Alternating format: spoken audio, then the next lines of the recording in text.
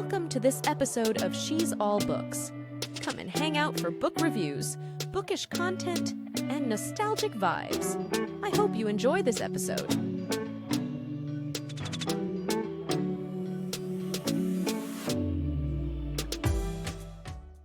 Welcome to this episode of She's All Books. Here with me today is Allison Martin. Allison is joining me from the Yukon and is a multi-genre author and author of the Stryker Brothers series. Thank you for joining me, Allison. Thanks for having me.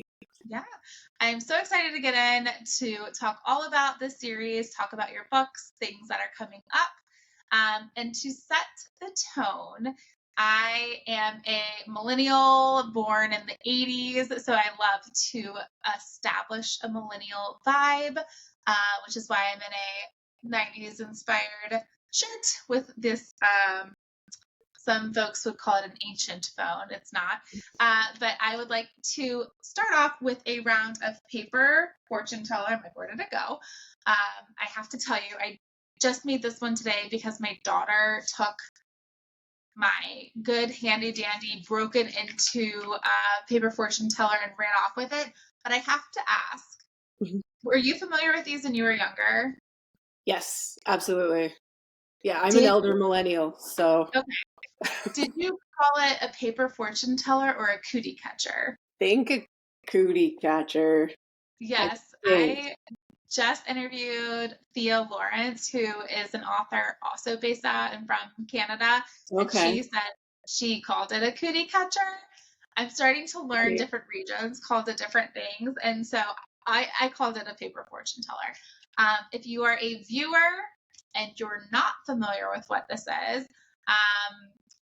when I was growing up and I was hanging out with my friends, usually it was in the cafeteria or at recess, we would make these paper origami cootie catchers or paper fortune tellers. Pick your poison. And you could ask, like, sometimes you would just put like yes or no answers in here, and you would ask it a question and it would tell you the answer.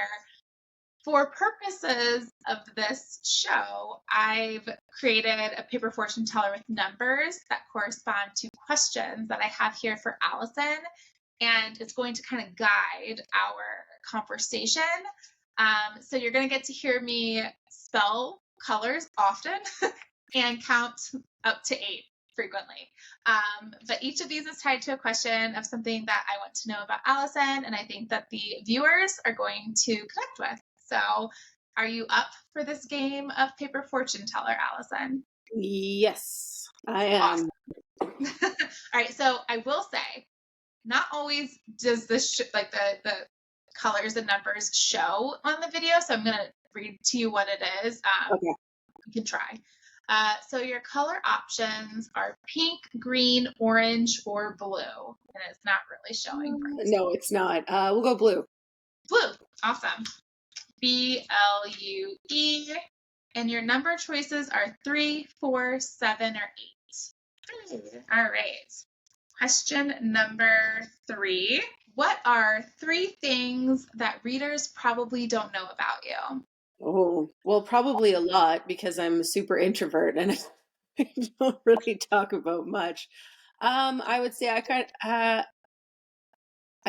maybe that I played organ for my church for like 4 years when I was younger. And I started playing organ like the 4 to like the thing with the foot pedals and all of that, and I quite liked it. It was a lot of fun. So it was kind of like I was like Phantom of the Opera when I was even just like little. Like it's the pipeline to what I read now, I guess. Another thing would be that I was a screamo metal kid. So when I was kind of I don't know, 15 to 20, I guess, I was like full into emo and had mohawk at one point and like all that kind of stuff. And I have dyscalculia, which is like dyslexia for numbers. Okay. So I'm terrible at math, and lots of people say, "Oh, I'm terrible at math. That's why I got into writing, is because I suck at math." But I actually like my brain flips numbers around. So Okay. oftentimes, like if it's like 721, I'll say 712. Like that's the way Okay. that I see it. So That being an is so accountant was out interesting. of my future. Wow. Yeah, Yeah. I've heard of that before. I've not met anyone who has that, but I have heard of that. Like in my mind, it's like a form of dyslexia, but I know it might not actually. I don't know if that's like medically correct or not. That's fascinating. And I grew up going to church with an organ, and I was always fascinated by it because I played piano, but it's not like you can't just go from piano to organ. Like it doesn't just like transfer like that. It's way Not more really. to play an organ. But I always was fascinated by the organ player. So that is I so love cool. I love the sound, and I still do. We Yeah, moved, actually. I played piano for 4 years as well. Um, After I played organ, and then I moved into the piano, and then I moved into the clarinet, and then I moved into the guitar, and then I moved it. Like I don't play any instruments anymore, but right. I just like really like music and was always very interested, and so I would get super interested. And I think that was like one way that my it was mostly my grandma. My grandma was very religious, and she so that was her way of like keeping me interested in going Yes. to church when I was younger. And then I stopped going when I got kicked out of Bible camp for coloring Jesus's hair pink. Oh my gosh. they, No. they didn't like that, so that was when my church career ended. But You had a yeah, good time. yeah, yeah. That is awesome. And I always am absolutely impressed by people who are just talented with music.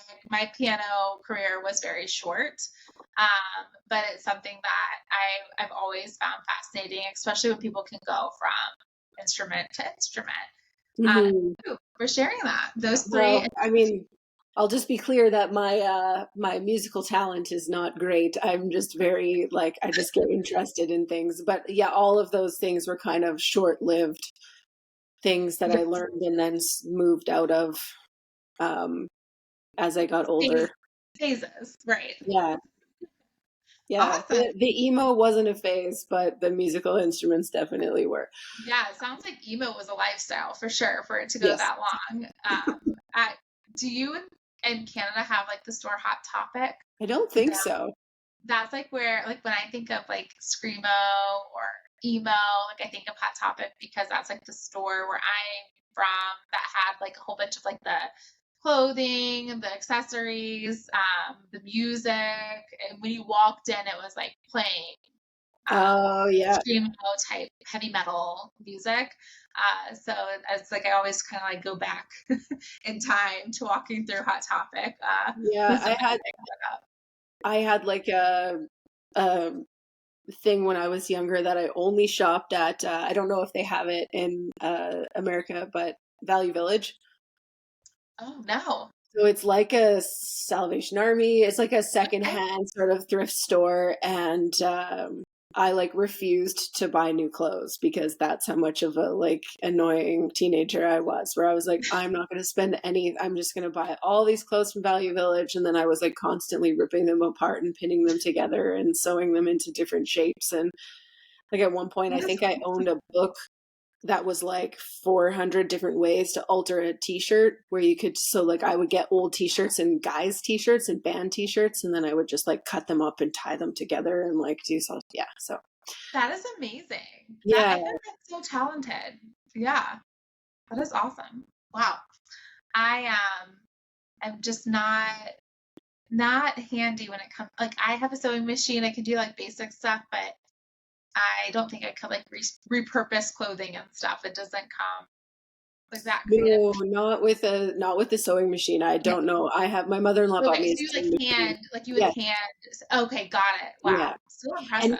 Very. most of the time I would use like safety pins Yes. and Yeah. like and just like tie knots and stuff like that to make it work. It was very much a no sewing situation.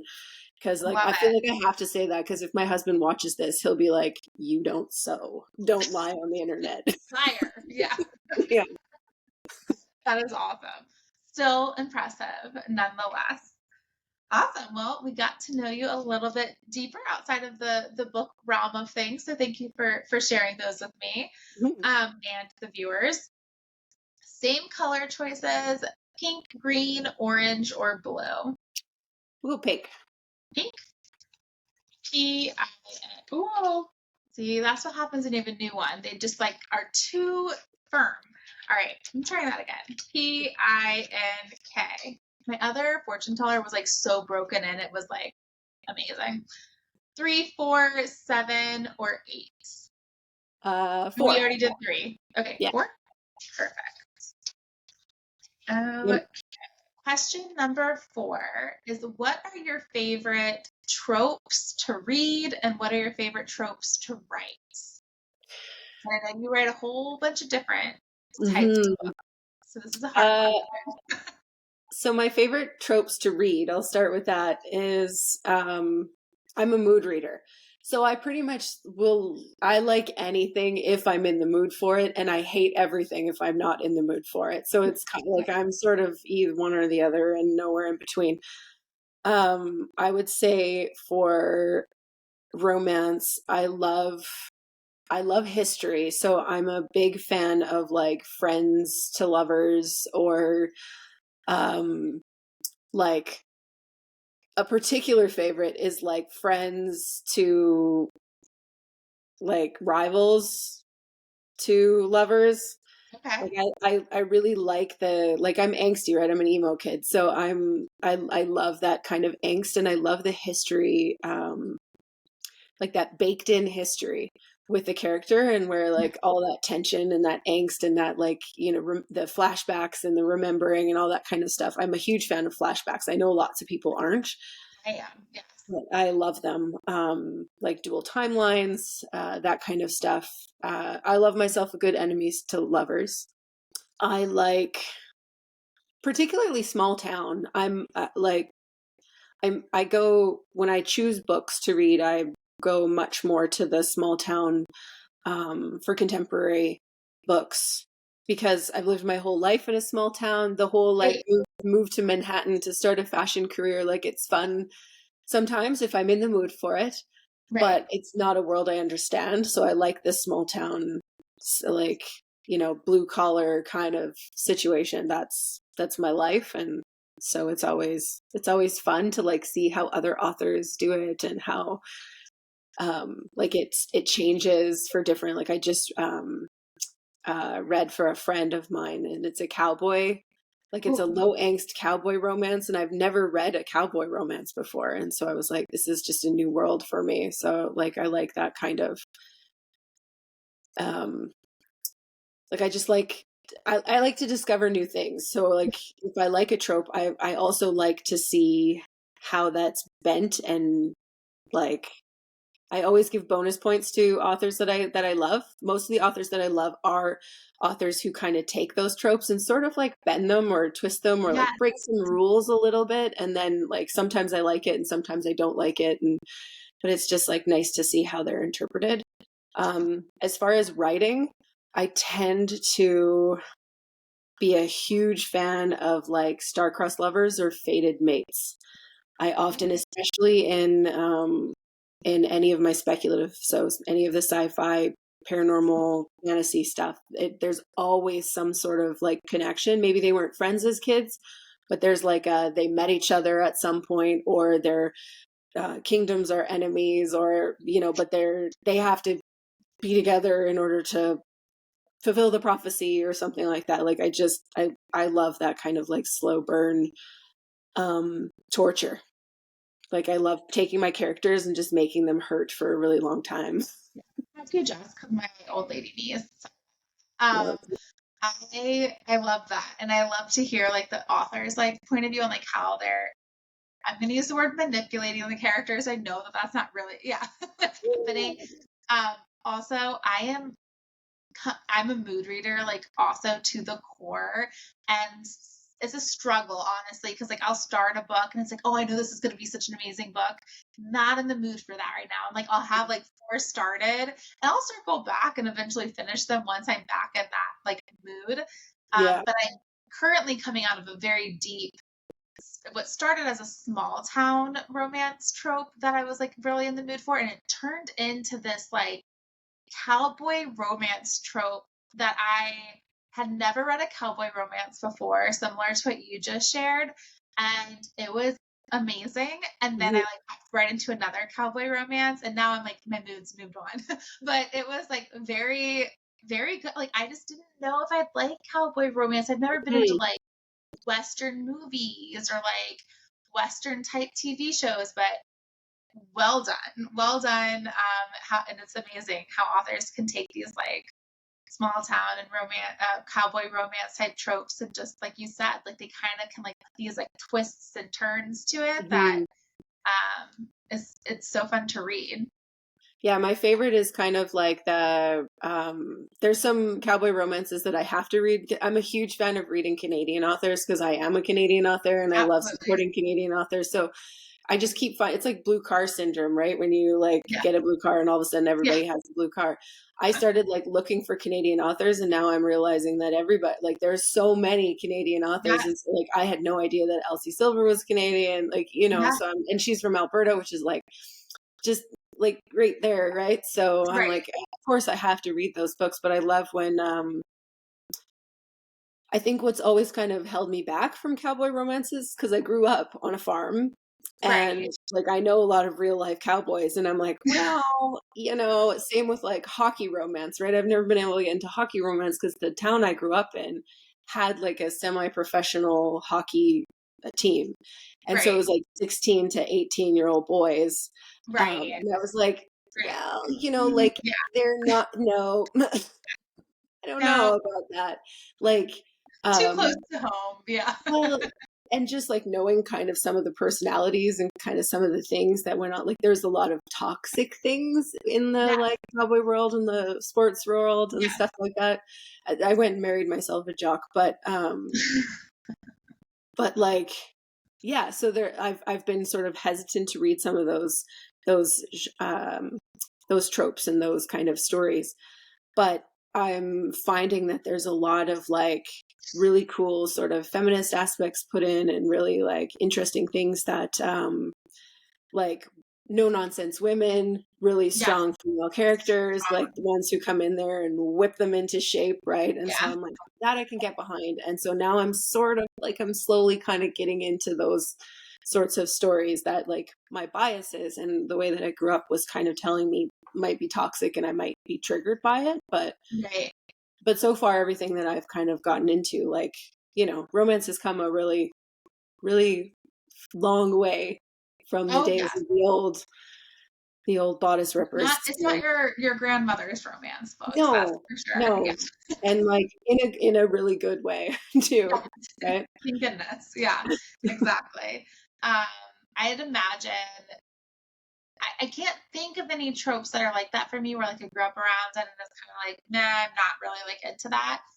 But I could see how like that would definitely impact like the type of book you want to read, and you're almost like the ability to like remove yourself from that reality and like enter the book world. It could, I'd imagine, be rather challenging to do that. It's a really, like, to me, it's a really good way to challenge your own, like reading romance kind of gets a bad rap a lot for not being like quality literature, but I feel like a lot of my biases and a lot of my own my own experiences have been challenged through reading books, and through reading them in romance it's been kind of like a very non-aggressive, like it's not like you're wrong because you believe that all cowboys are misogynists, right? And then you're like, you know, so I'm reading this fun cowboy romance and I'm like, this cowboy is so sweet. Like, look at him just doing all these nice things for, you know, and so it's like challenging those kinds of things within our our own experiences in a way that makes it accessible, makes it fun, and then you can kind of like it's sort of like going down a little path, right? Like you're just like going through the forest, and you're just like picking up all these books, and you're like, oh, look at me growing, and look at me learning, and look at me experiencing all these new things, and seeing the world through different eyes and different experiences. And so it's just like a more fun way to do that than to like read textbooks about like history or social issues, which is like, you know, also a good thing to do. But yeah, just kind of like learning in a fun way, and seeing how authors are interpreting that and how authors are challenging, which is really cool. How they're challenging those status quos, and they're challenging those things, and readers are able to kind of like take back, you know. So like growing up having like with around a hockey team that was often quite toxic, like within my high school, there's these like 16-year-old boys would swoop into my high school and just like think they were the coolest kids ever, and then just whip out like, you know, they just like come in this whirlwind of like sports, and you're just like, whoa, that was a lot of ego. And and then they go, so it's easy to, you know, to be like kind of push that off. But seeing it in books is like, oh, there's more to those people. They're not just like ego, and they're not just, you know, like, so it's an interesting, I like to see it that way anyways, because I read way too deep into all sorts of things. Like I'm the kind of person that's like, I don't want to know what you think about the weather. I want to know like, what was your childhood trauma, right? Like that's my personality. Right. Yeah. And I feel like lately, a lot of the romance books I've been reading, and a lot of the romance authors that I've found lately are really doing an amazing job at also introducing topics to people, or they're representing different like abilities and just things that I don't feel as if they get enough credit for that. Like, I don't think that like, I see so much like mental health rep now, and I see as a mother of an autistic daughter, like I see a lot of reps for neurodiverse folks in these books and things, and I'm like, wow, like that's a really positive thing. And I don't think that a lot of people who don't read romance realize that like a lot of these books do have these like components to it that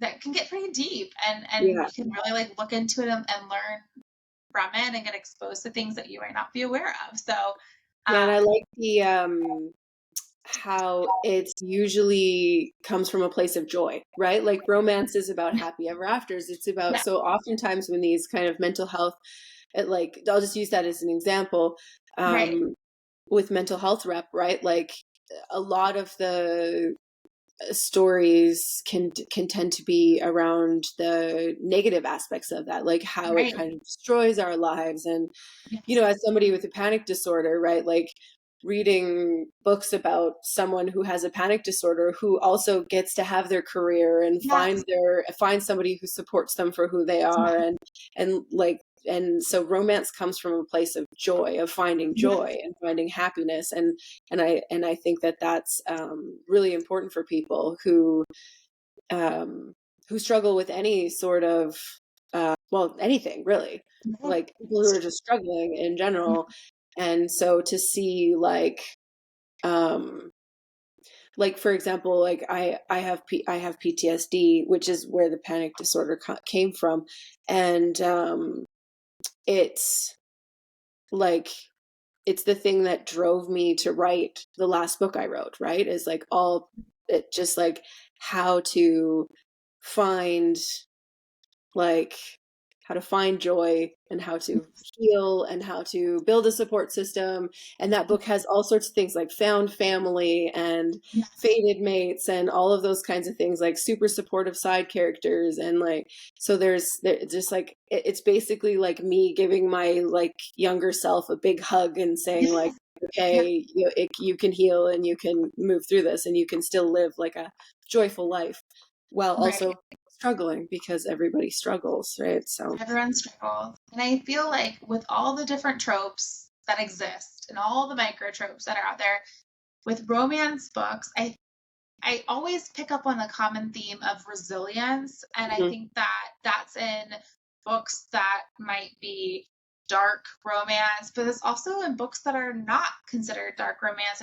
I always am noticing the resilience piece of that. And I think that for me, that's something I'm always looking for. It's like you just said, like we're all facing different struggles, different challenges, different just bumps in the road as in learning as we go. And I think we all kind of like seek comfort in that resilience and those like characters who are like working through the things in their life that might be challenging to them. And a little bit of that we can like all relate to.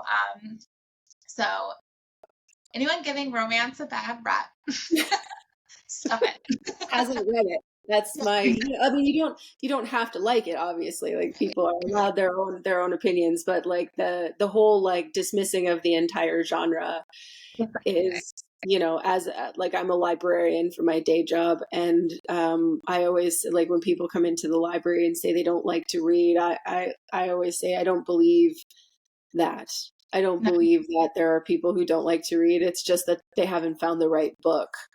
There's so many genres and so many different writing styles and so many different like storylines and tropes and conventions and things like. Yes. There's definitely, you know, so people who dismiss romance just entirely, my first assumption is always that they haven't read it, right? Like it's just, it's a common thing, especially as a society, we like to hate on things that specifically young women like. So, you know, it's kind of like, it's cool to hate it, right? So whatever. More books for me to check out at the library then. Yeah, exactly. Like people will sometimes say like, "Oh, you write like paranormal books, you like Twilight," and I'm like, oh, "Okay, that's my first clue that they've never read." Oh no, that was YA. When I started writing YA and young adult. And they'd be like, "Oh, like Twilight?" And I was writing young adult contemporary. And I'm like, "You've never read a YA book in your life, have you? Because if your first instinct is to say Twilight, then that my first assumption is that that's all you've ever heard of." Right, exactly. So, and you haven't really dove into that genre. No vampires, just anxiety. So true. And I was like the type of person who, when I was like a student, I didn't love reading, but I can tell you the moment I read my first romance book as like a young adult, you couldn't get me to ever stop reading after that. I just hadn't tapped into like a genre that I would have like loved. And I think that there was like one series I read as a teen, that Gossip Girl, and I loved it and I ate it up. And I feel like that was like a sign for me that I didn't pick up at the time, that I needed to explore similar types of books to that. I just didn't know of any, and I kind of like then lost again the love for reading until a young adult stumbled upon, you know, a book, a series in my case that I absolutely adored, and then it was like, no stopping. Yeah, I had a sister. My sister's 5 years older than me, and so she was always reading like Stephen King and, you know, like those kinds of books. And so when I was a teenager, when I was in junior high, I read Lurleen McDaniel books. Like, if you want to hurt your own feelings, like read those books. Absolutely. They were like, maybe not now, because I think I don't know. But I read them when I was in junior high, and all I did was cry. And then I basically stopped. But that's like what I was looking for. I was like, how can I hurt my own feelings? Because like, and then I stopped reading kind of when I was a teenager. And then once I got back into it at like 16, 17, I wanted to be like my big sister, right? So I only read grown-up books and serious books and things like that. And then I read my first like YA romance when I was, I don't know, like 20. And I was like, what the hell? Is this what I've been missing? Full time. Yeah. And then just like devoured like hundreds of YA books, and then slowly, and then it was like new adult, and then it was like college romance, and then it was like a little bit of dark romance, and then it was monster smut, and like, so there's a whole line, right? Like, And I still read Monster all. Smut just got brought up in the last interview I did, and I was like, Oh yeah. I still haven't ever read Monster Smut, and I was telling her, I was like, you're gonna. I feel like at this point, I can't not read it. Like I'm gonna have to try it. So I told her to like give me a rec. So if you have a recommendation for Monster Smut, please send it to me because I feel like I just have to do it. I have to pull the Band-Aid off. It's an adventure. It really is an adventure. Yeah, it's an adventure I haven't been yet willing to really No. like jump into. Yeah. Yeah, but there's like some like we were talking about before, those parallels, right? Like Yeah. that dark romance. Like it was actually my therapist who encouraged Right. me to go darker. Wow. So She's like, dive in, right? it's like super healing if you find the right ones and you like pay attention to the trigger warnings and the content warnings and stuff. And like it's a great way to take control over, like take control back over some of like your experiences. And so yeah, like it's a really cool thing. It was funny because I was talking to her about, there was that trend on is it TikTok maybe, where it was like, if you like all of these dark romance kind of tropes, you need therapy kind of thing. And I always laughed because I was like, that was my therapist. Like literally my therapist was like, have you tried Monster Smut? I think maybe you would find it cathartic. That is So awesome. I did. And I was like, this is actually really good and What really a well great done. therapist. Yeah. That's amazing. And I love these topics because like of mental health, it's mental, I keep saying it wrong. Mental Health Awareness Month.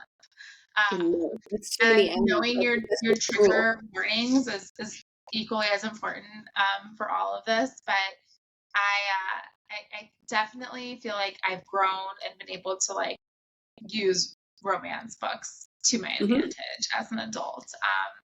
It's a beautiful thing. All right. Yellow, orange, pink, or wait, not yellow. Pink, green, orange, or blue. Oh my gosh. Green. Green. All right. GREEN. And your number options are 1, 2, 5, or 6. 5. Awesome. All right. Question number 5. Can you tell the viewers a bit about your Stryker Brothers series? For those folks who have not heard of it or read it before, what can you tell them without giving away any spoilers? Oh boy. I mean, some spoilers is okay. Yes, I will. I'll do my best. Okay, so it's a small town romantic suspense trilogy, that standalone trilogy. So it doesn't have to be read in order. About the Stryker family, which is 6 siblings, and the Stryker brothers are they're not the 3 oldest. I always want to say that, but they're not. It's the 2 oldest boys, and then the second youngest is also a boy. So basically, they live in the fictional town of Reston in British Columbia in Canada, which I made up. It's like an amalgamation of where I live and then one of like my favorite places in, this is my favorite place, but where I live is my favorite place. But this kind of like the geography, I guess, because like I love the interior BC kind of geography, those thick forests and like big mountains and stuff like that. And I live like way too far out in the middle of nowhere and needed to be more central and civilized. Anyways, I'm on a side tangent. I love geography and like setting is like my thing. Anyways, back to the story. So it's about 3 brothers, and I guess the first one is Wildfire. He's a wildfire fighter, and he's the oldest Stryker brother. They come from kind of like a rough family. His dad is kind of absent, so he spent a lot of his time taking care of his younger siblings. And he had a very tumultuous relationship when he was a teenager, and she ended up leaving. And she comes back to town 10 years later with a 9-year-old daughter who looks just like him. And tropes. Yes. Yeah, I quite like it. One of the things I like the most about him is because he spent all this time looking after his younger siblings. Like there was never that moment, and right from the beginning when I started writing it, there was never the moment where he was like he never asks if it was his, he never asks for proof. I mean, she looks just like him, but he just like jumps right into the role of fatherhood like nothing, like 2 feet in, like right away, and he's in it absolutely. And it's the woman, the female main character, Briggs, is the one who's more hesitant. So I'm trying to figure out how to say without spoilers, because there's like, so this was kind of like, she left because she thought he didn't want to support her in having the baby. So she ended up leaving. Her mom is in an accident and she's sent away to live with her aunt in order to have the baby, and then she stays kind of down south. And but she comes back 10 years later to help her dad, who's a police officer who was hit by a car and he breaks his leg. So she has to come back, and she's not quite sure what to do about it. And she knows that she's going to run into Zan. And when she does and realizes that he didn't know that she had the baby, he knew about the baby, but he thought like that she wasn't going to keep it. And there's then she a bit left. of miscommunication trope like that. There is, until you read further in the book and you figure out what actually went down. There's some stuff that went down because, like, you know, like I said earlier, I'm a big fan of the like in childhood and then they were ripped apart and now they don't like each other anymore. And so that's basically what it is. Got it. And it's just them navigating how to become parents and how, while they're also learning the truth about what's happening. But the thing that Briggs doesn't tell anybody is that part of the reason why she ends up back in Raston is because she has a stalker who's been following her for, I think it's like a year. I think it has been a year or two. I can't remember. I wrote it so long ago. Right. How long exactly it is. But so she comes back to town because her stalker found her. And so she's trying to hide, but she's not telling anybody what's going on. She's your typical, like, I want to do it, hyper independent, want to do it all myself kind of situation. And he's a caretaker and he's very sensitive. He's a cinnamon roll. Yeah, he's definitely like, I love the like heart of gold bad boy kind of thing, like the rough exterior, but like really kind of grumpy and crusty on the outside, but just like a gooey mess on the inside. Those are my favorite like male characters to write and to read. Yeah, so it basically just follows the three brothers, and then Wild Side is his younger brother Jet, who's a hothead construction worker, like and his lady Cade, who is an exotic dancer on the run. They all have a suspense element to them. Love it. Yeah. So she's an exotic dancer who witnesses a white collar crime and is on the run. And she ends up in Raston on her way to Vancouver. And then she sees Jet throw a grown man through a pane of glass. And so she gets this like idea because this guy insulted Jet's younger sister. And so he picked him up and threw him through a window, through a fish tank, actually. And so Cade gets this idea that he would be a really good bodyguard, and decides to try to convince him to kind of like help her out. He's not having any of it, but he bought a property.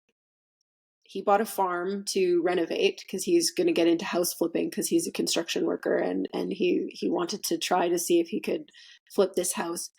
But the people who lived on the farm before left and abandoned a horse on the property, and he doesn't know anything about horses, and he didn't know what to do about it. And so eventually she figures that out, and she grew up on a farm in Alberta. So she convinces him to let her kind of hang around if she helps him rehabilitate this horse. so that he can sell it.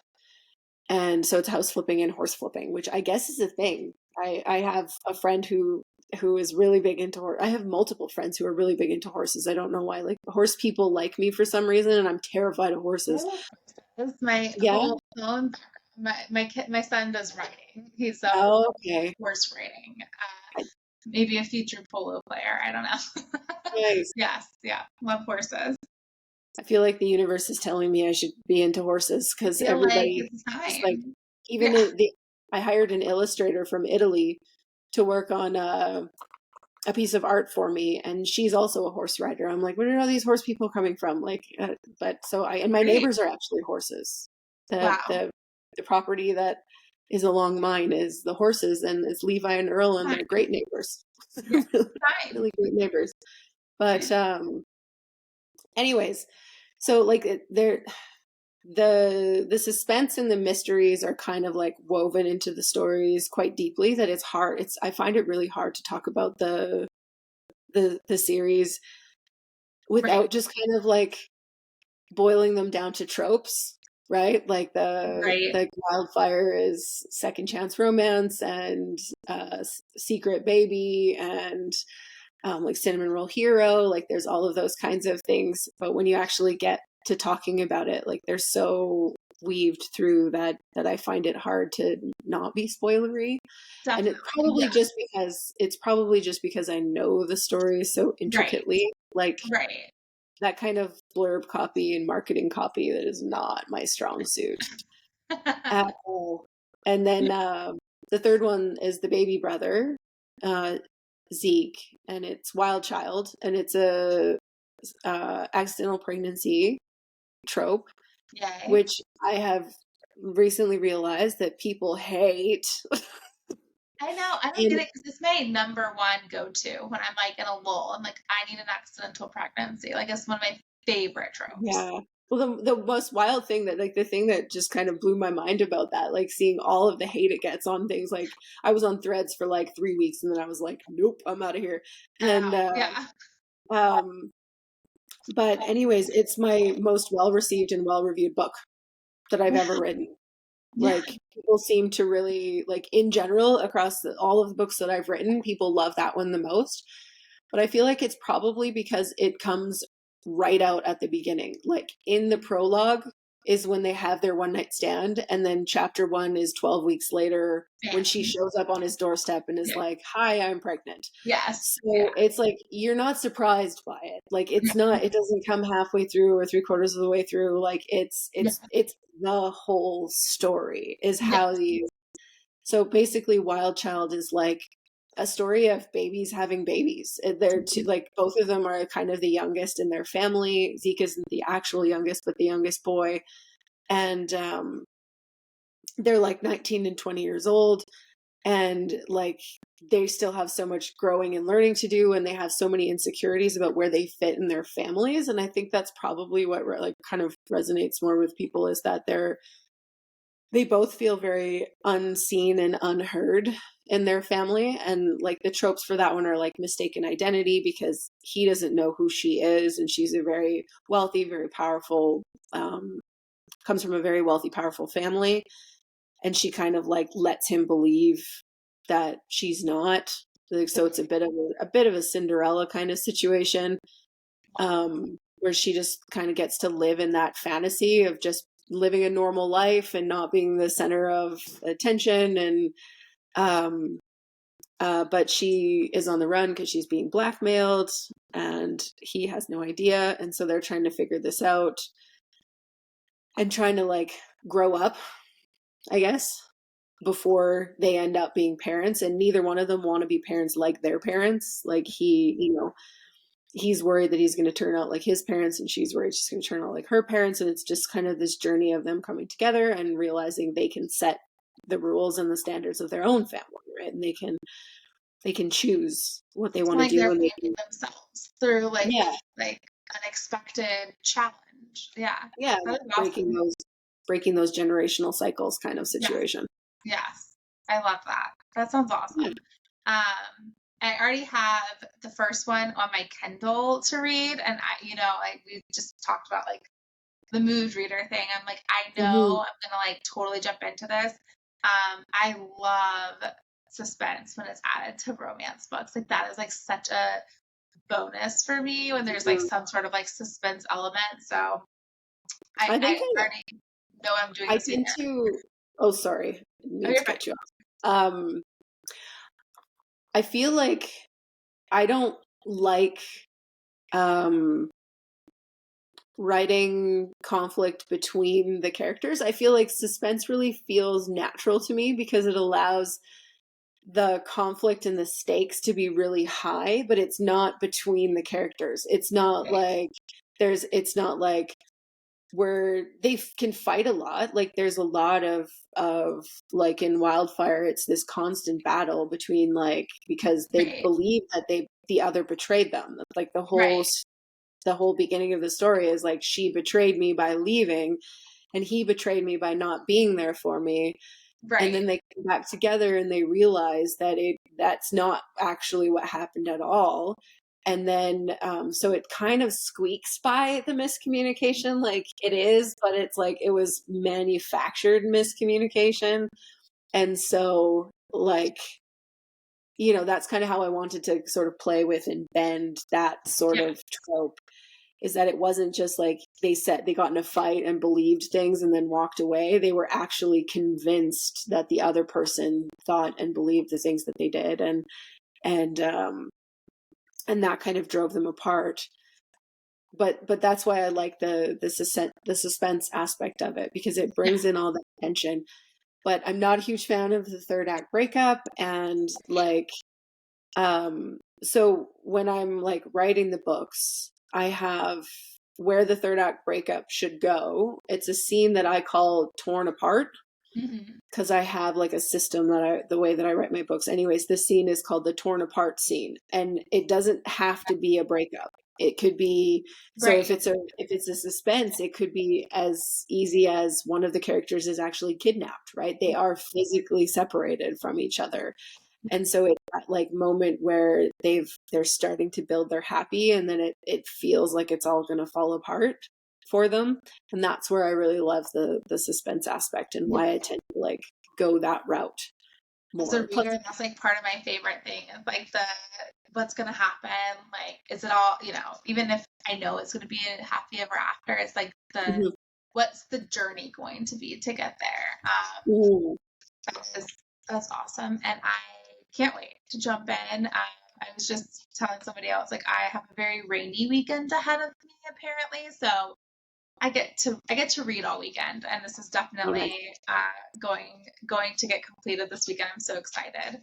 Perfect. And I feel like with the the main tropes you shared with those books, like there's definitely something out there for like majority of readers are going to love Mhm. those books. So if you're watching, make sure you check out the series. It's the Stryker Brothers series. I have a couple more questions for you about the series. One you almost just answered, so let's dive in. Blue, pink, orange, or why do I? Yes, blue, pink, orange, or green. I'm getting colors mixed up. We'll go orange. Orange. All right. ORANGE. And your number options are 3, 4, 7, or 8, but really only 7 or 8 because we already did 3 and 4. Okay. 7. 7. All right. Question number 7. Um, so you started to answer this question a little bit. I want to hear about your approach to to writing a new book. Um, are you an author who sits down and you plan it all out? Are you an author who sits down and kind of like lets the characters take you for a ride? I know you have a little bit of a formula you just sneak peeked to us. So could you tell us a little bit more about your writing style? When I started writing, I was 100% a pantser. I just like sat down and just let it happen. And then after a while, I wrote myself into way too many corners to be like for it to really be effective or efficient. So I needed to kind of gather some of my thoughts and have a little bit of a direction to Yes. go in. Which I think is definitely something, like, if there are any aspiring authors or people who are working on their first few books, like, I wouldn't have changed it for Right. anything, because learning what my own process was and learning how to learn about characters and learning how to put a story together, there's a lot of floundering. And I think that it was necessary for my journey in order to find my way of telling stories. Because I could have, got a book about the beat sheets or, Right. like theme lists and stuff like that. And I could have wrote the book the way that people who have written lots of books say that you should write a book. Right.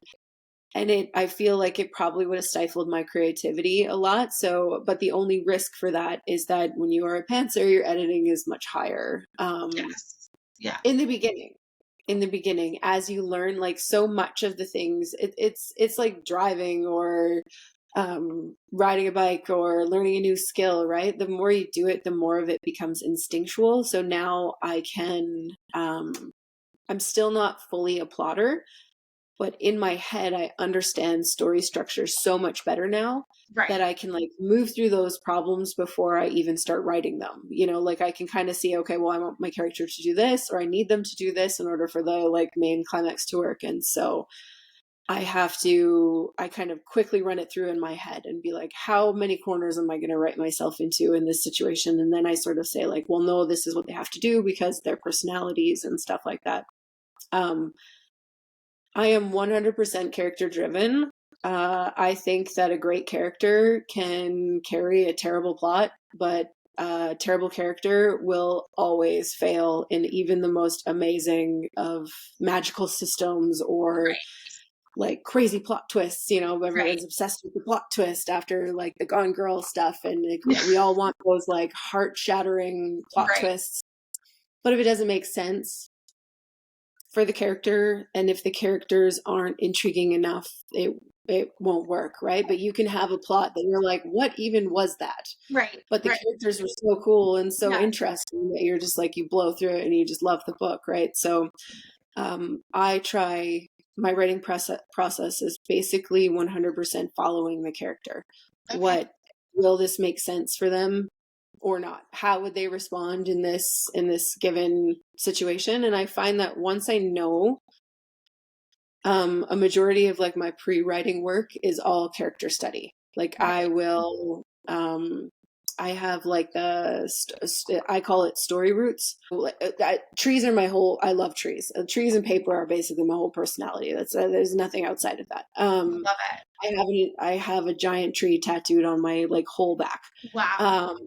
And I love trees. And so I was thinking about that when I was writing, about the idea of a root system, right? And that the stronger the roots are, the stronger the tree can grow. And the roots are all the things you don't see. So when I am starting to write a book, I focus very, very heavily on all of the things you will never see in the book, like who they are, so, like, my story root system is the roots are all the things you don't see. And then, based on what the roots are, that's what the tree will grow into, right? So there's things like, we have our, like, truth, I guess, in general book writing knowledge. That's kind of like the lie we tell ourselves, right? In every book, there's always the characters telling themselves some sort of lie that they have to overcome, that they have to switch their thinking on, or, like, they believe they don't deserve love, or they believe that they've done something wrong, or, like, whatever it is. They believe the other person has wronged them. There's always these kind of lies.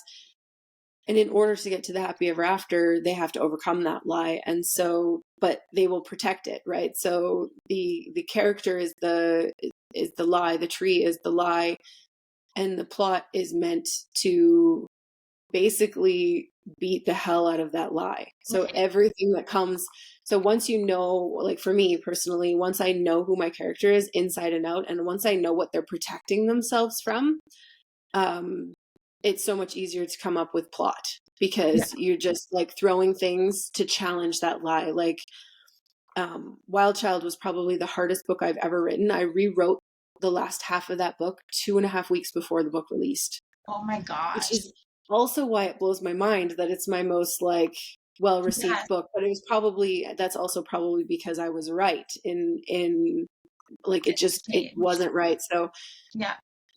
Zeke Stryker is the class clown, right? He's the one who uses jokes and he deflects and he does all of Right. these things. And so I wrote him throughout these other two books, through Wildfire and Wild Side. And he was always the one that was like lightening the mood, being a jackass, like just Right. like causing general chaos in the family. Right. And once I got to his book and I was in his head, I was like, no, you can't do that anymore. You have to tell me the truth. Like you have to show me who you are. And he would not, like, as much as he will not tell anybody anything in the books, he was not talking to me either. And so it took like, and I wrote it and I hated the end conflict. I was like, this isn't what I wanted. This isn't working. This isn't him. And then it was like this, like, so most of my plot problems are fixed atop a mountain. I like do a lot of hiking and oftentimes when I'm hiking is I'm Yes. in order to not be miserable and want to die on top of the mountain, I think about other things. And so I often like solve a lot of problems. I'm in misery. And so I feel like, I can connect with my character's misery as I'm going. And so it was just like this moment that happened where I was like, oh, that's okay. That's who he is. That's what he's protecting. Like he finally showed me the thing inside of him that he was protecting, which I can't say because it will ruin the whole book. Yes. But, but once I knew that, then I just went in there and I wrote the last half of the book. It's the longest book. It's like 120,000 words, right? Like it's a long book. And I wrote the last half. I just deleted it and just went with it, and was very, very stressed out and super anxious for that release. Was the most stressful release of my life, but I'm glad that it paid off, right? I'm glad that it was the right decision. But that's kind of my process is I do what has to be done in order for the story to be told. I have some structure, like I have my 20 scenes. So I have this thing that I call 20 scenes to a first draft. And it's just like, I have it right here, actually, beside me. I can show it to you. Just pinned to my wall. So I have it on a sheet like this. Wow. Like a card sheet. So cool. Yeah. So there's like the setup, the meet cute, the interest admitted, the fairy godmother, there's midpoints, like there's all of these. So I believe, for my process, if I can write those 20 scenes, I know what happens in the book. And everything else is just connecting the dots and filling in things and putting in stuff like setting and side characters and side plots. But if I write those 20 scenes, so oftentimes my first drafts are like, I don't know, like 20,000 words, 30,000 words. I just write the core scenes and then I figure out how they have to get there. I like that. And if I have to, I delete it and start over. Right. And you're putting it sounds like you're putting such thought into like almost like the psyche behind each character. Like you're really you're developing them at such a deep level that even if it's just you who knows it, it's really helping to like form that character. And you mentioned like the character like speaking to you or like, knowing what was going to happen and not really getting that. I feel like that's probably has to have something to do with the fact that you're so in tune, like you're tuned into them and like the individuality of that character that it's carrying through, like when you're writing those books. So that's fascinating to me. And my background is like in psychology and counseling and stuff, and like that would be for me. I'm not a writer, and I don't ever think I will be a writer, but that would be so fun for me to like really tap into that like psychology piece and that like developmental piece of the character. That's always what I love when I'm reading a book. Yeah. My husband's also a social worker and a counselor. Like he was a social worker and now he's a addictions counselor. Yes. So yeah, like I do a lot of like Yeah. talking to him and being like, if somebody was struggling with this, like would there like how would this, and we talk, like we kind Right. of talk about a lot. He's super supportive of that kind of stuff. And That but is yeah, awesome. for me books are it's about the people. Yes. Like for me, Yeah. it's 100% about the You're telling people. their Like plots are story. fun, and I love being like shocked by a plot twist. The more I write, the less I am shocked by plot twists, Right. Right. because I'm more in tune with like structural, like why this is put there. Yeah. And I'm like, oh, so the thing is orange, is it? Okay, I'm gonna Right. remember that. Right. You did. Yeah. Yeah. And people who are avid readers also learn those things, like, which is why I think a lot of avid readers become writers, Yeah. is because you learn all those kinds of things just in like through reading different stories. And yeah, but yeah, for me it's 100%. If I don't connect with the character, it doesn't matter how cool the story is, I can't do it. And for me, for writing stories, that's the fun part for me. Right. I am fascinated by people, Yes. absolutely fascinated by like humans and society and why people do the things they do. And like I said at the beginning of this conversation, I'm more likely to ask you like about your childhood trauma than the weather, right? Like, Right. Right. because Yep. I'm like, like, Exactly. who are you? What's Really? going Yeah. on? We Yeah. connect. Exactly. No, I love that. That I feel like makes for very good character development and characters who are not just coming across as like superficial or not very deep, like much depth to them. Which sometimes like you do come across a book like that. Mm-hmm. But I'm always looking for like not a well developed character, but a character who can have some complexity to them. Like I gravitate towards that. I think my paper fortune. Oh, there it is. And Like the it dropped. more that like the more developed a character is, the more their behavior makes sense. Like that's Yeah. always why the like, what's your favorite trope and what tropes don't you like, that conversation always kind of confuses me, because like I said, I like every trope and I like none of the trope. It depends on how it's done. And I think that really boils down to whether it makes sense. Like Yeah. if there is a miscommunication, let's say, use that as an example, because a lot of people don't like it, like myself included. Yeah. If there's a miscommunication, because there has to be a miscommunication, because they're not allowed to get together until like 82% of the book or whatever, that's when I don't like it. Right. Like you can tell when it's there, because they have to have some sort of conflict between them. And so this miscommunication, but if it's believable, like if the character, let's say, comes from like a really like a home life where they were always told how worthless they were, and then this character who is supposed to love them does something that makes them feel that way or triggers that, and they run away.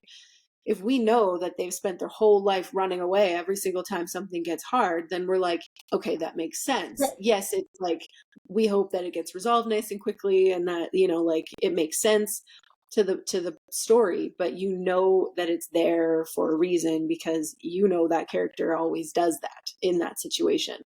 And so that's when it's like, like what's Emily Henry, is that? Yes. Yep. Yeah, Happy Place. Yeah. Happy Place is, I blew through that book. I absolutely loved it, and it's huge on miscommunication. Yeah. And I was like, why did I just read an entire book about miscommunication and love it? Because Right. it made sense Yes. to me. The Yes. characters made sense as to why they were hiding things from each other. Right. And so then I didn't care. I didn't mind it. Like, yes, there was a few moments where I was like, okay, already, like just talk Right. to each other. Yeah. But Check it out. Exactly. it wasn't, it was annoying in the sense, like one of my editors once said to me, you want your readers to be anxious for the resolution, not frustrated at the lack of resolution. Right. And so like if they are miscommunicating and you're like, no, but come together, you guys are supposed to be together, like smarten up and talk to each other, right? Like that's more from a place of like, okay, now I'm going to read faster because I want to get to the end and I want to get to where they kind of finally come and talk. But if you're like, oh my God, it has been 400 pages of this, like just break up. You guys aren't like, just be done with it. Just hurry up. Yeah, that's not a good feeling as a reader. Yeah. I definitely try to stay away from like the super frustrating storylines, but I like to be on the edge of my seat. That's for sure. Yeah. And definitely down for some anxiousness for people to like get back together. Yeah. Makes it fun. Yeah. All right. Pink, green, orange, or blue? Let's go pink again. Pink. All right. Pink. And this time your options are 1, 2, 5, or 6, and you already answered question 5. 1. 1. All right. Question number 1 is describe your ideal book boyfriend, book girlfriend, book crush. What is your ideal book crush? I really enjoy a good, like, dirty talking golden retriever. If that makes sense. Yeah, Like, absolutely. I like characters who are like funny and fun and not too like controlling or domineering. I like the like nurturing, in tune, like not taking life too seriously, let's have a good time kind of characters that also, when the door gets closed, says things that you're like, I'm sorry, what? Whoa, where did that come from? Yeah, Yeah. absolutely. So like the kind of like fun-loving male main character who can also like throw you against a wall when he needs to kind of situation. So like that, the like dirty talking golden retriever, or like some good daddy energy, right? Like the nurturing. Yeah, absolutely. I can see that. Do you have a favorite book? We'll call this a part 2. Do you have a favorite book boyfriend or main character book crush that you've written? Like any of the Stryker Brothers your favorite? That is, I have a soft spot for Zeke Stryker just because of that, because he's the goofball, but also so very closed off. Like but it feels almost more like a protective energy that I have over him than a crush energy. I'm currently writing a hockey romance, and he is like a straight up, it's a black cat golden retriever situation, and his basic life goal is to just drive her absolutely crazy, and I'm really, really enjoying his energy right now. I think that, I don't know, I feel like, so no, I feel probably if there was one that I had to choose that I've written, it would be Dex from my sci-fi. Okay. So I think he is, got it. I think he would be my my book boyfriend, because he's like, it's sort of an enemies situation, but he really pushes her to reach her potential, like in the most infuriating ways possible. But he's like the one who's like, you're not weak, get up and do it again, right? Like you're more powerful than me, show me. And so he's kind of like in your face and super bossy, but is like absolutely and completely utterly obsessed with her, but like doesn't let her get away with anything kind of situation. So I think as far as like crush, that he would probably be the one that I would choose. I love that. That is awesome. I can't wait to read that. Do you have like a time frame for when that's going to be released or not yet? The first one is actually, I have it. Where is it? It's here somewhere. Oh, it's right here. Yes. I have seen that one. Yeah. Okay. So this is book 1, and then this is the novella that goes after book 1. That's his point of view, Dex's point of view. So this is kind of like I call it a love triangle, but it's not really a love triangle. It's kind of like an ACOTAR situation. Okay. Yeah. Got it. Like there's one at the beginning, but you know that maybe he's not the end game. Right. Situation. So I don't know if you need to put a spoiler tag on that, but like it's kind of if the whole ACOTAR love situation. Yes. Yeah, I know exactly what you're talking about. It's similar to that. So there's the two men, and they sort of bring out two different sides of her, and you have to like she has to figure out which one. Yes. But it's not a true love triangle. I do love triangles, though. I do really truly love triangles. Me too. Yes. But it's not like a true love triangle. What about the hockey romance that you're writing? When does that one come out? I am hoping in the fall. Okay. Got it. I'm currently writing it right now. I did write a short story that is available. Okay. As like a newsletter kind of situation, so you can get the short story for free on my website. So it's a brother's best friend hockey romance. So she's a tarot reader. So the series is called The Art of the Game, and it's athletes and artists. I myself have an art degree, and I married a jock. So there's don't a tell little him. bit of that carrying over. Don't tell him I called him a jock. He doesn't like it. Not a jock. Not at all a jock. No, he's an athlete. He was an athlete, and he still is an athlete. And I am not. I always say I don't sports, but so it's an interesting dynamic. Like it's kind of a little bit based on our dynamic, but not like us as like the characters aren't us, right? But just kind of that dynamic of the like he doesn't understand my ways, and I don't understand his competitiveness, and he doesn't understand how like I have these ideas, and so yeah, he in the book it's called Futures and Face Off. So she's a tarot reader, and she comes home, and they had previously, like the year before, they had hooked up very randomly. It was like a super random one night stand that surprised both of them. And then that's the short story, which is called The Longest Night of the Year, and it's on winter solstice. And so he's struggling with his the decision to leave his team to go play for a farm team for the NHL. And she doesn't care at all about hockey, but comes from a hockey family. Like her dad is a coach, her older brother's a coach, her younger brother plays on the team, and then her younger brother's best friend is the one that she like hooked up with, and is very, very confused as to why she is still attracted to him. And so there's a lot of that like banter and the back and forth, and his life mission is basically to drive her crazy.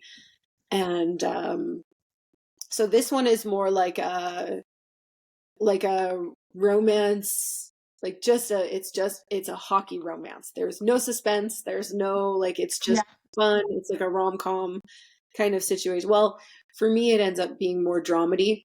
I can't not have a little bit of angst and drama in there. So it ends up being it will end up being more of a dramedy, but yeah, it's like just a fun hockey romance. And then I bebop in and out of the hockey romance. I get a mood every once in a while for like a good sports romance.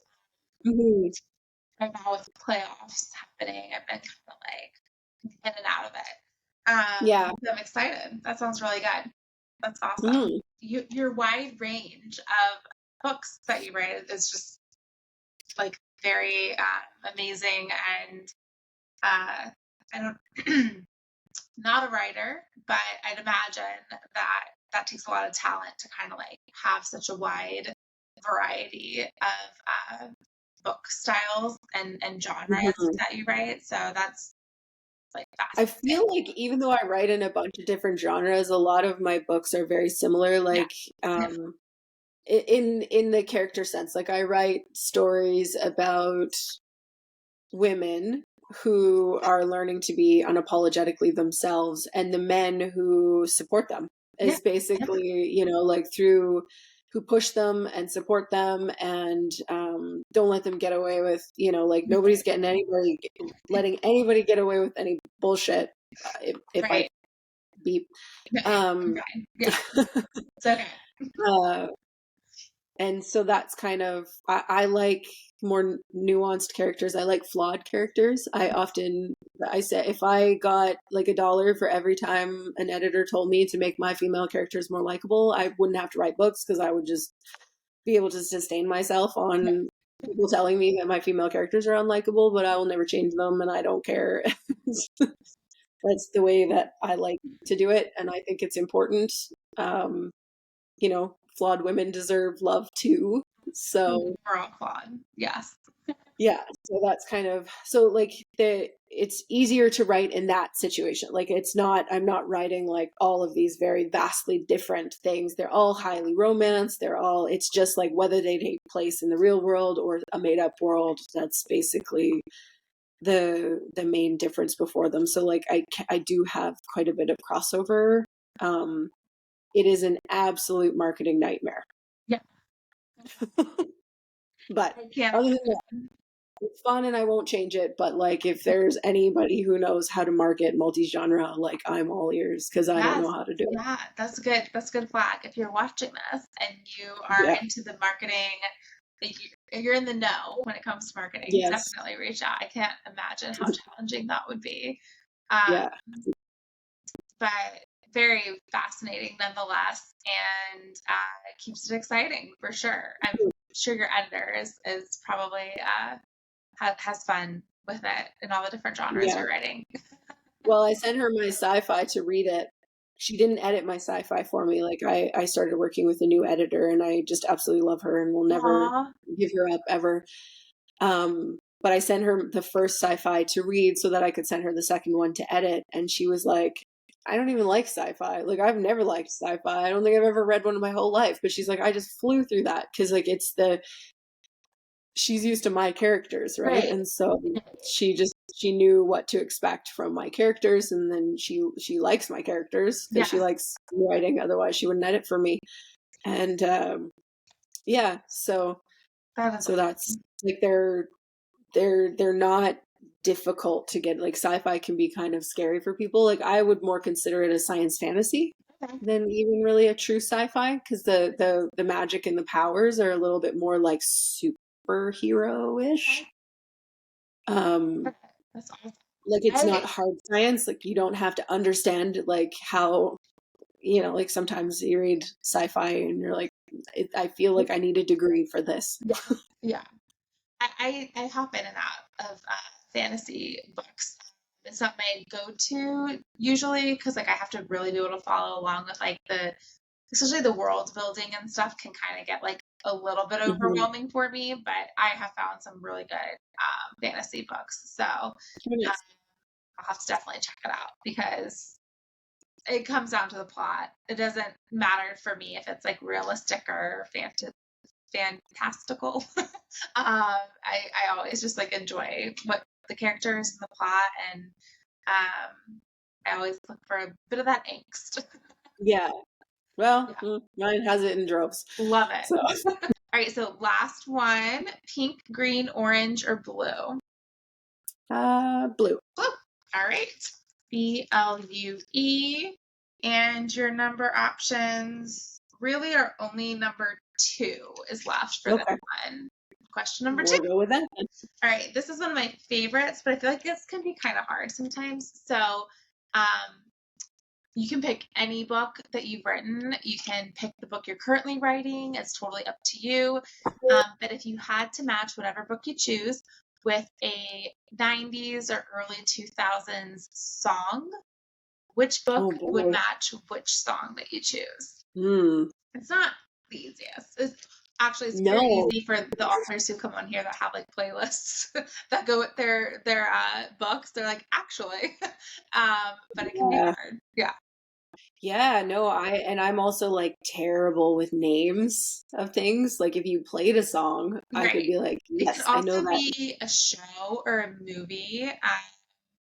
Somebody recently gave me like a movie that gives them the same kind of like vibe as the book that they chose.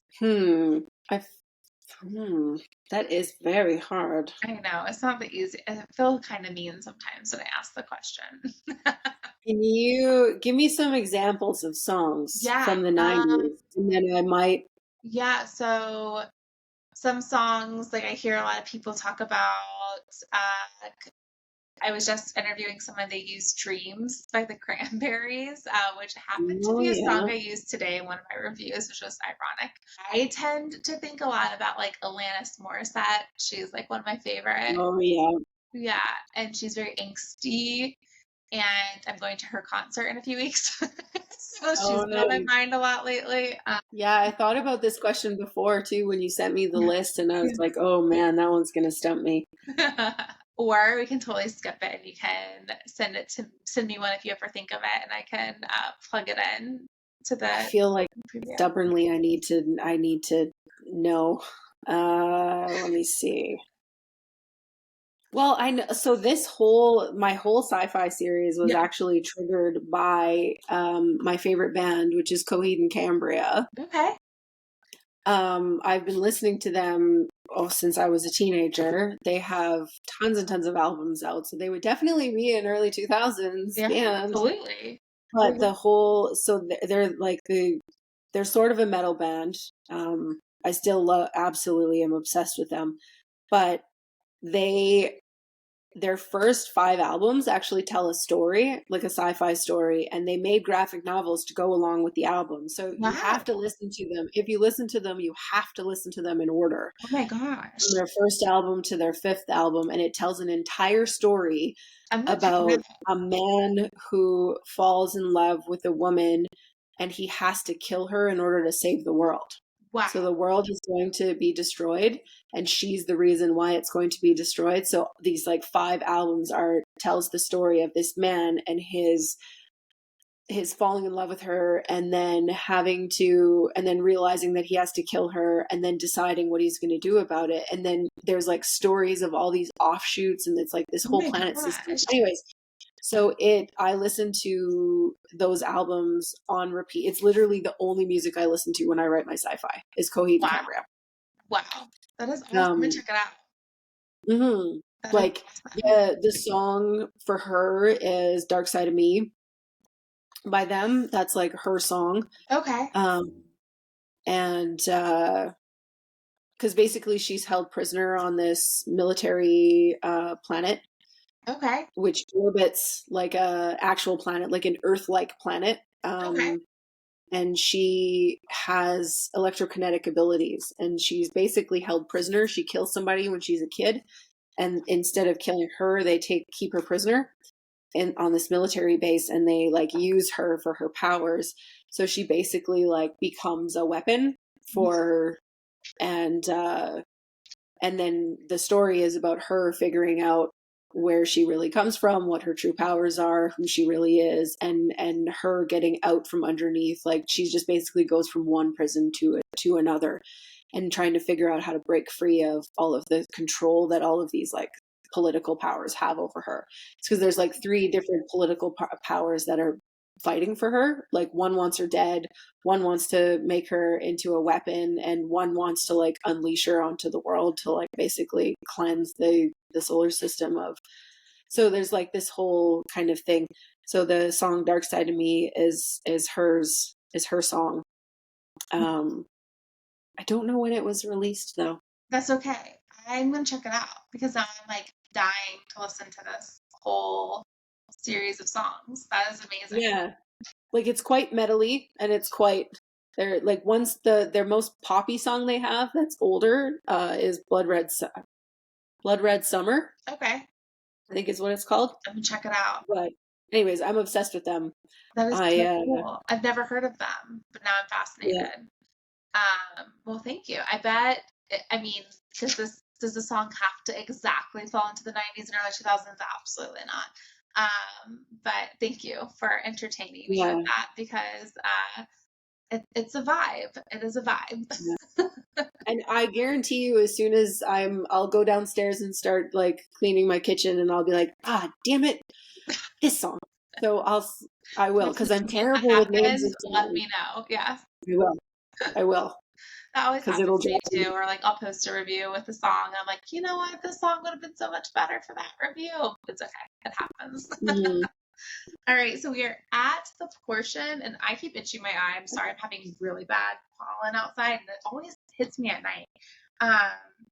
We're at the portion of the episode where you get to choose a bookish, well, it's a nostalgic game with a bookish twist, and the options you have are MASH, Truth or Dare, or Never Have I Ever, and they're all going to have a bookish twist. Let's go with Never Have I Ever. Never Have I Ever. Oh gosh, I just did this for the first time. And it's 3 fingers. And Okay. this is how we're going to play it. I know that there's many variations of playing it. I'll be truthful. The majority of the time I played this game was at college. Beverages were included, and it's a bit blurry for me. So the way we will play the game for purposes of this show is we'll just do 3 fingers. Okay. We'll take turns. So for folks who are watching this that have never played Never Have I Ever, we'll take turns. And the goal is for you to be the last one with fingers up, because you win. The first person to put all fingers down would not win. And so, for example, we'd both have all 3 of our fingers up. If I were to start, I might say something like, Never have I ever read Monster Romance, to which Allison has already exposed that she's read that, and she'd put a finger down, and then it'd be her turn to say something. I would either put a finger down, I have done the thing Allison has not done. Does that sound right to you, Allison? I think so. Okay. We can. We'll all ask questions. That's my. It's been a while since I played interpretation of it, and we're trying to keep it bookish related. So, you are my guest. You get to choose. Would you like to go first, or do you want me to go first? I would like you to go first. You would like me to go first. Okay. All right. Some of these I just feel like if I say them, they're just like rude because it's very obvious, but never have I ever written a book. So here we go. I feel like it's cheating. I know. I'm sorry. Never have I ever. Oh, because I don't want to make it so that I have to put a finger down, do I? Right. That's where it's hard. It. That's the challenge. Oh, I've done too much. Never have I ever read an Amish romance. Ooh, I have not. Not against them. They're very popular. But I have not. Yeah, I would try it too. They're very popular, but I've never actually read one. They're very popular. All right, my turn. Never have I ever read a vampire romance book. Good job, me. That was a guess. Never read.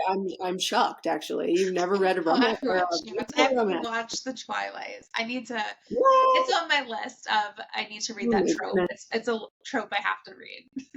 I'm like 16 deep. Vampire romance, which is why it's so crazy. I've never read one because, like, I'm all for it. I'm totally open to vampire romance. Oh, I feel like I'm going to lose. Have an advantage. Never. Yeah, fair enough. Never have I ever run a book review site. There we go. I sure have. Thanks to ADHD. Yeah. All right. Never have I ever. That's hard. Never have I ever killed off a character. Have you? Oh gosh, I hope that's not one of the books I'm about to start. It was a wild guess. I lose. Well, I won, but now I'm scared because I'm going headfirst into your book this weekend. But you know what? Adds to the suspense for me. Well, I mean, also, I will say you didn't specify what kind of character. That's true. I didn't. So, I'll have to remember that because I do write fantasy and sci-fi, so I've killed a lot of people. A lot of imaginary people have died by my hand. Oh my gosh. As far as like your soul will be wrecked after, like when like lovable characters die, I will not comment. Thank you. I appreciate that. That makes me feel I just have to know I need a box of tissues and like be mentally set for that. Mhm. Well, thank you for Yeah. entertaining me with a bookish twist of Never Have I Ever. I want to make sure that anyone watching this episode knows where to find you. Do you mind sharing with the viewers where they can connect with you, but also where they can find your books? Okay. Yeah, so my website is A Martin Books. Pretty much everything is A Martin Books. Instagram is where I hang out the most. I do have a Facebook page, and I have handles on other sites, but Instagram is definitely the social media place where I hang out. My website, A Martin Books. My contemporary books are available everywhere, wide. They are on Kobo Plus. I like to push Kobo Plus because it's kind of a Canadian sort of thing, but they also have Kobo Plus in the US and the UK now, which is very exciting. Awesome. Which is a subscription service, but they don't make you go exclusive Okay. like Amazon does. So you pay your $9 a month and you get to read whatever is on there. So I like to kind of plug that as much as I can because I love Kobo. But yeah, they're available like Amazon, Kobo, Kindle, or Barnes and Noble, and Apple, and then libraries. Hoopla. I think my Stryker Brothers series just went up on Hoopla, which is a library site. I love So if you have a library card, yeah. And my sci-fi and my my latest release, which is this one, which is Dust and Flame. It's a historical fantasy. It takes place in the 1930s on a magical circus train. Wow. Yeah. Awesome. And those two, my sci-fi and that one, are available in Kindle Unlimited. Oh, nice. Awesome. Perfect. And I will drop the links into the caption so people can quickly and easily click on your links to connect with you and your books. Allison, thank you so much for being on this episode with me. I appreciate it. I hope you come back on and we can chat more about books and your upcoming hockey romance. And I just appreciate you spending the time sharing your writing process, your books, and more about you with myself and the viewers. So thank you so much for spending this time with me. I appreciate it. Absolutely. It was a lot of fun. Thanks for having me. Thank you. And I will make sure I tag you and all of the upcoming promos, reviews, all of those things. So if you follow me on Instagram and you're watching this episode, I'll make sure that you can easily find Allison that way as well. But thanks until next time. I appreciate it. And I'm going to go ahead and stop recording. All right. Thanks for watching this episode of She's All Books. Make sure you follow me on Instagram at She's All Books. If you're interested in appearing as a guest or partnership opportunities, please check out the links in the caption.